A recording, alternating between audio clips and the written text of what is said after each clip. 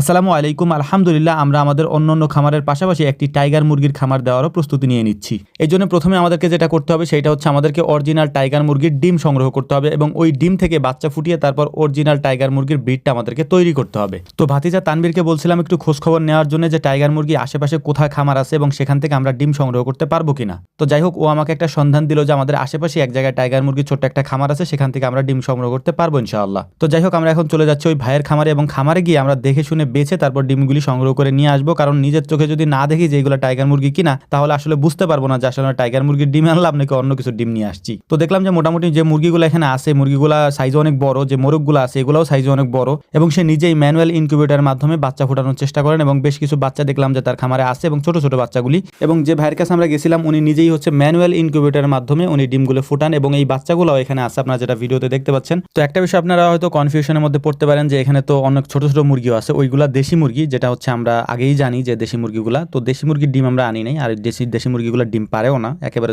মানে মাঝারি সাইজের আর কি। তো আমরা টাইগার মুরগির বাচ্চাগুলাকেই মানে ডিমগুলাকেই নিয়ে আসছি, ইনশাআল্লাহ দেখা যাক এর পরবর্তীতে কি হয়। ওই বাচ্চাগুলো এখানে রাখা আছে, বাচ্চাগুলোকে দেখলাম। তো হচ্ছে ভাই তার রুমের ভিতরে বিশেষ করে একেবারে যেখানে উনি ঘুমান ওইখানে হচ্ছে ইনকিউবেটর একটা রাখা, মানে ম্যানুয়াল যেটা আর কি, ডিম যেগুলোকে নাড়াচাড়া করে দিতে হয় 3 ঘন্টা পর পর। তো ভাই আমাদেরকে ওইটাও দেখাচ্ছিলেন। এর পাশাপাশি হচ্ছে যে এইখানেই পাশেই আবার মানে ওনার বিছানার পাশেই হচ্ছে উনি আর একটা জায়গায় বাচ্চা ব্রুডিং করেন আর কি। এই ব্রুডিং করা বাচ্চাগুলোকে উনি আবার নিয়ে যান হচ্ছে ওনার ওই যে মুরগির যে খামার আছে ওখানে ছোট্ট একটা খাঁচার মধ্যে, ওইখানে নিয়ে রাখেন। এরপরে এগুলাকে উনি বিক্রি করেন কিছু, তারপর হচ্ছে যে নিজে পালেন কিছু, এরকমটা উনি করে থাকেন, উনি যেটা আমাদেরকে বললেন এবং আমরা যেটা দেখলাম আর কি। তো ওনার কাছে আমরা ডিম চেয়েছিলাম হচ্ছে 60 পিসের মতো, কিন্তু আমরা যে দেখলাম যে আরো বেশ কিছু ডিম এখানে আছে। তো 72 পিস ডিম আমরা সংগ্রহ করছি ওনার থেকে এবং ওনাকে আমরা হচ্ছে যে এক হালি ডিম দিয়েছি হচ্ছে 100 টাকা করে, মানে এক হালি ডিম আমরা 100 টাকা করে কিনে নিয়েছি। তো যাই হোক, আলহামদুলিল্লাহ আমাদের এখানের কাজ মোটামুটি শেষ। এখন আমরা চলে যাবো হচ্ছে আমাদের খামারের দিকে এবং খামারে গিয়ে এই ডিমগুলোকে আমরা অতি দ্রুত ইনকিউবেটরে দিয়ে দেবো। তো ডিমগুলোকে আমরা একটু চেক করে নেওয়ার চেষ্টা করতেছিলাম, এটা চেক বলে না আর কি, কারণ আমরা দেখতে চাচ্ছিলাম যে ডিমের ভিতরে নষ্ট কোনো ডিম আছে কিনা। যদি নষ্ট ডিম থাকে সেটা ঘোলা থাকবে একেবারে, কি ওই নষ্ট ডিমগুলো আমরা আর দিব না। তো যাই হোক, দেখলাম যে না, মোটামুটি যে 72 পিস ডিম আমরা নিয়ে আসছি 72 পিস ডিমই মোটামুটি ঠিকঠাক আছে।